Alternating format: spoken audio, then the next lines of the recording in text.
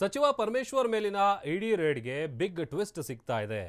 ನಟಿ Ranya Rao gold smuggling ಪ್ರಕರಣದ ನಂಟಿದೆಯಾ ಅನ್ನುವಂತ ಪ್ರಶ್ನೆ ದಟ್ಟವಾಗಿ ಮೂಡ್ತಾ ಇದೆ.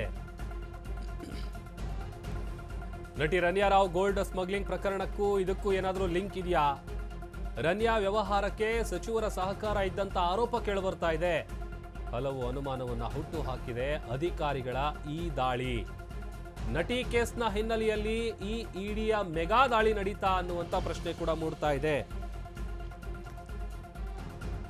ಒಂದ್ ಕಡೆ ಸಿದ್ಧಾರ್ಥ ಶಿಕ್ಷಣ ಸಂಸ್ಥೆ ಏನಿದೆ, ಒಂದು ತುಮಕೂರಲ್ಲಿರುವಂಥದ್ದು, ಅದರ ಜೊತೆಗೆ ಮೆಡಿಕಲ್ ಕಾಲೇಜ್ ಏನು ಹೆಗ್ಗೆರೆ ಬಳಿ ಇದೆ, ಇಲ್ಲಿ ಸುಮಾರು 5 ಕಾರ್ಗಳಲ್ಲಿ ಬಂದಂಥ ಅಧಿಕಾರಿಗಳ ತಂಡ ದಾಳಿಯನ್ನು ನಡೆಸಿ ದಾಖಲೆಗಳನ್ನು ಪರಿಶೀಲನೆ ಮಾಡುವಂಥ ಕೆಲಸ ಮಾಡ್ತಾ ಇದೆ. ಮತ್ತೊಂದು ಕಡೆ ನಟಿ ರನ್ಯಾ ರಾವ್ ಗೋಲ್ಡ್ ಸ್ಮಗ್ಲಿಂಗ್ ಪ್ರಕರಣಕ್ಕೂ ಈ ದಾಳಿಗೂ ಏನಾದರೂ ಲಿಂಕ್ ಇದೆಯಾ ಅನ್ನುವಂಥ ಪ್ರಶ್ನೆ ಕೂಡ ದಟ್ಟವಾಗಿ ಮೂಡ್ತಾ ಇದೆ. ರನ್ಯಾ ಮತ್ತು ಸಚಿವರ ಮೆಡಿಕಲ್ ಕಾಲೇಜಿಗೂ ನಂಟಿದೆಯಾ?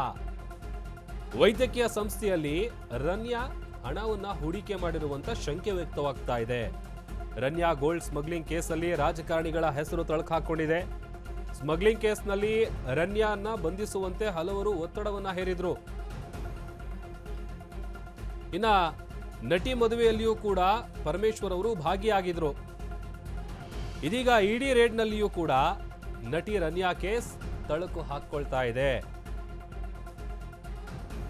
ಒಂದಷ್ಟು ವಿಚಾರಗಳು ಹೂಡಿಕೆ ಮಾಡಿದ್ದಾರೆ ಅನ್ನುವಂಥದ್ದು, ಅದರ ಜೊತೆಗೆ ಈ ನಟಿ ಮದುವೆಯಲ್ಲಿ ಪರಮೇಶ್ವರ್ ಅವರು ಭಾಗಿಯಾಗಿದ್ರು. ಈ ಎಲ್ಲ ಬೆಳವಣಿಗೆಯಿಂದಾಗಿ ಸದ್ಯ ಈ ಒಂದು ಪ್ರಶ್ನೆ ದಟ್ಟವಾಗಿ ಕಾಡ್ತಾ ಇದೆ. ವೈದ್ಯಕೀಯ ಸಂಸ್ಥೆಯಲ್ಲಿ, ಅದರಲ್ಲೂ ಪರಮೇಶ್ವರ್ ಅವರ ಒಡೆತನಕ್ಕೆ ಸೇರಿದಂಥ ಈ ಶಿಕ್ಷಣ ಸಂಸ್ಥೆಯಲ್ಲಿ ರನ್ಯಾ ಹಣ ಹೂಡಿಕೆ ಮಾಡಿರುವಂಥ ಶಂಕೆ ಮೇಲ್ನೋಟಕ್ಕೆ ವ್ಯಕ್ತವಾಗ್ತಾ ಇದೆ. ಆರಂಭದಲ್ಲಿ ಬೇರೆ ರೀತಿಯಾಗಿ ಈ ಪ್ರಕರಣ ಹೋಗ್ತಾ ಇತ್ತು. ಬಟ್ ಈಗ ಇದಕ್ಕೆ ಸಂಬಂಧಪಟ್ಟಂಥ ಹೇಳಿಕೆಯನ್ನು ಕೂಡ ಒಂದು ಕಡೆ ವಿಪಕ್ಷದವರು ಮಾಡ್ತಾ ಇದ್ರು, ಅದನ್ನು ಕೂಡ ನಾವು ಗಮನಿಸಿದ್ವಿ. ಇನ್ನು ವಂಚನೆ ಆರೋಪದ ಮೇಲೆ ಇಡಿ ಅಧಿಕಾರಿಗಳು ರೇಡನ್ನು ನಡೆಸಿದ್ದಾರೆ. ಅಂದರೆ ಇನ್ಕಮ್ ಟ್ಯಾಕ್ಸ್ ಕಟ್ಟೋದ್ರ ವಿಚಾರ, ತೆರಿಗೆ ಪಾವತಿ ವಂಚನೆ, ಅದರ ಜೊತೆಗೆ ಮೆಡಿಕಲ್ ಸೀಟ್ ಬ್ಲಾಕಿಂಗ್ ಏನಿದೆ, ಇದರಲ್ಲೂ ಕೂಡ ಒಂದಷ್ಟು ಗೋಲ್ಮಾಲ್ ಇದೆ ಅಥವಾ ತೊಂದರೆ ಆಗ್ತಾ ಇದೆ ಅನ್ನುವಂಥ ಆರೋಪ ಇದೆ. ತುಮಕೂರಲ್ಲಿ ಕೋಟ್ಯಾಂತರ ರೂಪಾಯಿ ಆಸ್ತಿಯನ್ನ ಖರೀದಿಸಿದ್ದಾರೆ. ಯಾರು? ಗೃಹ ಸಚಿವರಾದಂಥ ಪರಮೇಶ್ವರ್ ಅವರು. ಅದರಲ್ಲಿ ಕಾಲೇಜು, ಕಲ್ಯಾಣ ಮಂಟಪವನ್ನ ಖರೀದಿಸಿದ್ದಾರೆ ಪರಮೇಶ್ವರ್ ಅವರು. ತುಮಕೂರು ನಗರದ ಹಲವೆಡೆ ಸಚಿವರಿಂದ ಆಸ್ತಿ ಖರೀದಿ ಮಾಡಲಾಗಿದೆ. ಇನ್ನು ಅದರ ಜೊತೆಗೆ ಅಕ್ರಮ ಹಣ ವರ್ಗಾವಣೆ ಆರೋಪದಲ್ಲೂ ಕೂಡ ಇಡಿ ರೇಡ್ ಅನ್ನು ನಡೆಸಿದೆ. ಆಲ್ಮೋಸ್ಟ್ ತುಮಕೂರಿನಲ್ಲಿ ಬೇರೆ ಬೇರೆ ಭಾಗದಲ್ಲಿ ಸಚಿವರು ಆಸ್ತಿಯನ್ನು ಖರೀದಿಸಿದ್ದಾರೆ, ಅಕ್ರಮ ಹಣ ವರ್ಗಾವಣೆ ಮಾಡ್ತಾ ಇದ್ದಾರೆ ಅನ್ನುವಂಥ ಆರೋಪ ಕೂಡ ಇದೆ. ಇದು ಒಂದು ಆ್ಯಂಗಲ್ಲು. ಮತ್ತೊಂದು ಕಡೆ ರನ್ಯಾ ಮತ್ತು ಸಚಿವರ ಮೆಡಿಕಲ್ ಕಾಲೇಜ್ಗೂ ಲಿಂಕ್ ಇದೆಯಾ ಅನ್ನುವಂಥ ಆಯಾಮದಲ್ಲೂ ಕೂಡ ಇಲ್ಲಿ ಪರಿಶೀಲನೆ ಮಾಡುವಂಥ ಕೆಲಸ ಕೂಡ ಆಗ್ತಾ ಇದೆ. ಇನ್ನು ಸಿದ್ಧಾರ್ಥ ಶಿಕ್ಷಣ ಸಂಸ್ಥೆಗಳ ಮೇಲೆ ಇಡಿ ದಾಳಿ ಮಾಡಿರುವಂಥ ಕೇಸ್ಗೆ ಸಂಬಂಧಪಟ್ಟಂತೆ ಬೆಂಗಳೂರಲ್ಲಿ ಮುಖ್ಯಮಂತ್ರಿಗಳು ರಿಯಾಕ್ಟ್ ಮಾಡಿದ್ದಾರೆ. ಇಡಿ ಅಧಿಕಾರಿಗಳು ದಾಳಿ ಮಾಡಿದ್ರ ಬಗ್ಗೆ ನನಗೇನು ಗೊತ್ತಿಲ್ಲದ ವಿಚಾರ ನನಗ್ಯಾಕ್ರಿ ಕೇಳ್ತೀರಾ ಅಂತ ಸಿಎಂ ಪ್ರಶ್ನೆ ಮಾಡಿದ್ದಾರೆ. ಇಡಿ ಅಧಿಕಾರಿಗಳ ದಾಳಿ ರಾಜಕೀಯ ಪ್ರೇರಿತಾನ ಅನ್ನುವಂಥ ಪ್ರಶ್ನೆ, ಗೊತ್ತಿಲ್ಲ ಕೇಳಿ ಹೇಳ್ತೀನಿ ಅಂತ ಸಿಎಂ ಸಿದ್ದರಾಮಯ್ಯ ಉತ್ತರವನ್ನ ಕೊಟ್ಟಿದ್ದಾರೆ.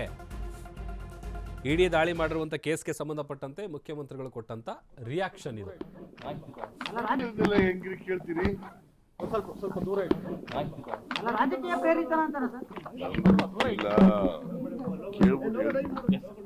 ಹೆಂಗ್ರಿ ಕೇಳ್ತೀರಿ ಸ್ವಲ್ಪ ದೂರ ರಾಜಕೀಯ ಪ್ರೇರಿತನ ಅಂತಾರ ಸರ್? ಹೆಂಗ್ರಿ ಕೇಳ್ತೀರಿ. ಇನ್ನು ಸಚಿವ ಜಿ ಪರಮೇಶ್ವರ್ ಪರ ಡಿಸಿಎಂ ಡಿಕೆಶಿ ಬ್ಯಾಟ್ ಬೀಸಿದ್ದಾರೆ. ಶಿಕ್ಷಣ ಸಂಸ್ಥೆಗಳ ಮೇಲೆ ದಾಳಿ ಮಾಡುವಂಥದ್ದು ಏನಿದೆ ಅಂತ ಪ್ರಶ್ನೆ ಮಾಡಿದ್ದಾರೆ. ಪರಮೇಶ್ವರ್ ಅವರು ಯಾವುದೇ ಪ್ರಕರಣದಲ್ಲಿ ಭಾಗಿಯಾಗಿಲ್ಲ ಅಂತ ಬೆಂಗಳೂರಲ್ಲಿ ಡಿಸಿಎಂ ಡಿಕೆ ಶಿವಕುಮಾರ್ ಹೇಳಿಕೆಯನ್ನ ಕೊಟ್ಟಿದ್ದಾರೆ. ಒಂದ್ ಕಡೆ ಮುಖ್ಯಮಂತ್ರಿಗಳು ಗೊತ್ತಿಲ್ಲದ ವಿಚಾರದ ಬಗ್ಗೆ ನನ್ನ ಯಾಕ್ರಿ ಕೇಳ್ತೀರಾ ಅಂತ ಪ್ರಶ್ನೆ ಮಾಡಿದ್ರೆ, ಮತ್ತೊಂದ್ ಕಡೆ ಡಿಸಿಎಂ ಡಿಕೆ ಶಿವಕುಮಾರ್ ಅವರು ಬ್ಯಾಟ್ ಬೀಸಿದ್ದಾರೆ ಸಚಿವ ಜಿ ಪರಮೇಶ್ವರ್ ಅವರ ಪರವಾಗಿ. ಯಾವುದೇ ಕೇಸ್ನಲ್ಲಿ ಭಾಗಿಯಾಗಿಲ್ಲ ಅನ್ನುವಂಥದ್ದು ಗೊತ್ತಿದೆ. ರನ್ಯಾ ಗೋಲ್ಡ್ ಸ್ಮಗ್ಲಿಂಗ್ ಕೇಸ್ನಲ್ಲಿ ಅವರು ಭಾಗಿಯಾಗಿಲ್ಲ. ಇಡಿ ದಾಳಿ ಬಗ್ಗೆ ನಾನು ತಿಳ್ಕೊಂಡು ಮಾತಾಡ್ತಾ ಇದ್ದೀನಿ ಅನ್ನುವಂಥ ವಿಚಾರವನ್ನ ಡಿ ಕೆ ಶಿವಕುಮಾರ್ ಹೇಳಿದ್ದಾರೆ. It is a follow-up of Ranveer Shora. The ED has informed saying that it is a follow-up of Ranveer Rao's case. Your take on that? I don't know. I think I'm sure that in no way my Home Minister is involved with any of such cases. He's a very decent, simple man. I think no matter some of them come and meet, common man come and meet and go. I think no way Parmeshwar is involved. So you're going for the city. Ranveer Shora. The ED has informed saying that it is a follow-up of Ranveer Rao's case. Your take on that? I don't know. I think I'm sure that in no way my Home Minister is involved with any of such cases. He's a very decent, simple man. I think no matter some of them come and meet, common man come and meet and go. I think no way Parmeshwar is involved. So you're going for the city. Ranveer Shora. The ED has informed saying that it is a follow-up of Ranveer Rao's case. Your take on that? I don't know. I think I'm sure that in no way my Home Minister is involved with any of such cases. He's a very decent, simple man. I think no matter some of them come and meet, common man come and meet and go. I think no way Parmeshwar is involved. So you're going for the city. ಇನ್ನು ಸಿದ್ಧಾರ್ಥ ಶಿಕ್ಷಣ ಸಂಸ್ಥೆಗಳ ಮೇಲೆ ಇಡಿ ದಾಳಿ ಮಾಡಿರುವಂತಹ ಪ್ರಕರಣಕ್ಕೆ ಸಂಬಂಧಪಟ್ಟಂತೆ ಬೆಂಗಳೂರಲ್ಲಿ ವಿಪಕ್ಷ ನಾಯಕ ಆರ್ ಅಶೋಕ್ ಅವರು ಪ್ರತಿಕ್ರಿಯೆ ಕೊಟ್ಟಿದ್ದಾರೆ. ಈಗಾಗಲೇ ನಟಿ ರನ್ಯಾ ವಿದೇಶದಿಂದ ಚಿನ್ನ ತಂದಿದ್ರು. ವಿದೇಶದಿಂದ ತಂದಂತ ಆ ಚಿನ್ನವನ್ನ ಹಲವರಿಗೆ ನೀಡಿದ್ದಾರೆ.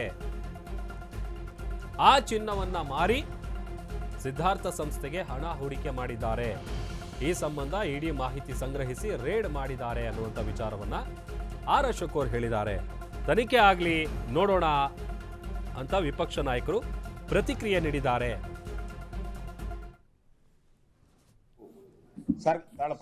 ಸರ್ಕಾರದ ಒಂದು ತನಿಖಾ ಏಜೆನ್ಸಿ ಈಗಾಗಲೇ ರನ್ಯಾ ರಾವ್ ವಿದೇಶದಿಂದ ಗೋಲ್ಡನ್ನು ತಂದು ಚಿನ್ನವನ್ನು ತಂದು ಇಲ್ಲಿ ಹಲವಾರು ಪ್ರಮುಖರಿಗೆ ಕೊಟ್ಟಿರುವಂಥದ್ದು ಈಗಾಗಲೇ ತನಿಖೆಯಿಂದ ಹೊರಬಂದಿದೆ. ಈಗ ಆ ಒಂದು ಹಣ ಸಿದ್ಧಾರ್ಥ ಎಜುಕೇಶನ್ ಸಂಸ್ಥೆಯಲ್ಲಿ ಹೂಡಿಕೆ ಮಾಡಿದ್ದಾರೆ ಅಂತ ಅವ್ರು ಮೋಸ್ಟ್ಲಿ ಇನ್ಫಾರ್ಮೇಶನ್ ಇರ್ಬೋದು. ಅದರಿಂದ ತನಿಖೆಗೆ ಹೋಗ್ತಾ ಇದ್ದಾರೆ. ತನಿಖೆ ಮಾಡಲಿ. ಯಾರೇ ತಪ್ಪು ಮಾಡಿದ್ರು ತಪ್ಪೇ, ಅದು ಪ್ರಶ್ನೆನೇ ಇಲ್ಲ. ಆ ದೃಷ್ಟಿಯಿಂದ ಇನ್ನು ಇಡಿ ಅಧಿಕಾರಿಗಳ ದಾಳಿಯನ್ನ ನಾವು ಸ್ವಾಗತಿಸುತ್ತೇವೆ. ಬೆರಳು ಯಾವಾಗಲೂ ಪರಮೇಶ್ವರ್ ಕಡೆ ತೋರಿಸ್ತಿತ್ತು. ಬೆಂಗಳೂರಲ್ಲಿ ಶಾಸಕ ಅಶ್ವಥ್ ನಾರಾಯಣ ಅವರು ಕೊಟ್ಟಿರುವಂತಹ ಹೇಳಿಕೆ ಇದು. ಒಂದಷ್ಟು ವಿಚಾರ ಹೇಳಿದ್ದಾರೆ. ರನ್ಯಾ ಕೇಸ್ನಲ್ಲಿ ಗೃಹ ಸಚಿವರು ಭಾಗಿಯಾಗಿದ್ದಾರೆ ಅನ್ನುವಂಥ ಆರೋಪ ಏನಿದೆ, ಆ ಆರೋಪಕ್ಕೆ ಇಡಿ ದಾಳಿಯಾಗಿದೆ. ತನಿಖೆಯಾಗಿ ಆಪಾದಿತರಿಗೆ ಶಿಕ್ಷೆ ಆಗಲಿ ಎನ್ನುವಂಥ ವಿಚಾರವನ್ನು ಹೇಳಿದ್ದಾರೆ ಅಶ್ವಥ್ ನಾರಾಯಣ ಅವರು. ಈ ಬಗ್ಗೆ ಸಮಗ್ರವಾಗಿ ತನಿಖೆಯಾಗಿ ಪ್ರಕರಣ ಬಯಲಿಗೆ ಬರಲಿ. ತಮ್ಮ ಸ್ಥಾನಮಾನದ ಮೂಲಕ ಯಾರು ಸ್ಮಗ್ಲಿಂಗ್ ಮಾಡಿದ್ದಾರೆ, ಏನು ತಪ್ಪಾಗಿದೆ ಎಲ್ಲ ಕೂಡ ಹೊರಗಡೆ ಬರಲಿ. ಹೀಗಂತ ಬೆಂಗಳೂರಲ್ಲಿ ಶಾಸಕ ಡಾಕ್ಟರ್ ಅಶ್ವಥ್ ನಾರಾಯಣ್ ಪ್ರತಿಕ್ರಿಯೆ ಕೊಟ್ಟಿದ್ದಾರೆ.